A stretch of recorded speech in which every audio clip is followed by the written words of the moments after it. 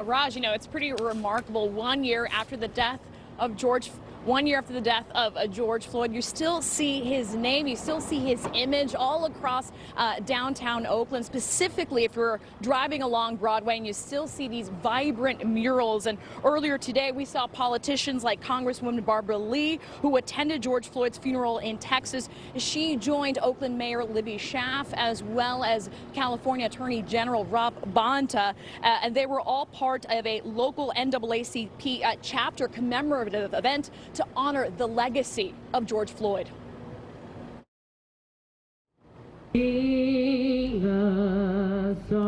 Through song, dance, poetry, they even killed Jesus when he came. And 8 minutes of silence, the local chapter of the NAACP honored the life of George Floyd and the work that Oakland activists created in his memory. His funeral reminded us, and everyone who spoke, his daughter, reminded us then, that day, that the world would never be the same. But there's still plenty of work left. Congresswoman Barbara Lee called on the Senate to pass the George Floyd Justice in Policing Act that would ban chokeholds and end legal protections for officers accused of misconduct. The way to honor his life and legacy is to create the durable, sustainable, systemic structural change that is worthy of him. Attorney General Rob Bonta seized the opportunity to call for a statewide officer decertification process, which would prevent fired police officers from getting a job at another police department.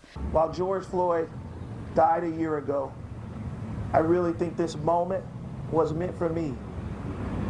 Because facing a historic increase in homicides and shootings this year, Oakland Police Chief LaRon Armstrong says his department is dedicated to building relationships with the community and applauded his officers for their work despite the politically charged times. The #1 department with the lowest number of officer-involved shootings per arrest in the last 5 years is a testament to change.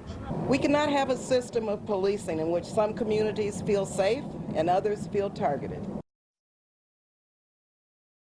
Activists with the Anti-Police Terror Project met right here on this corner to commemorate George Floyd's legacy and remember the summer of protests that we saw here in downtown Oakland last summer. And again, they are urging the Oakland City Council to take away millions from the Oakland Police Department's budget and reinvest that money back into the community. That's the latest here in Oakland. I'm Melissa Colorado, NBC Bay Area News. Melissa, thank you.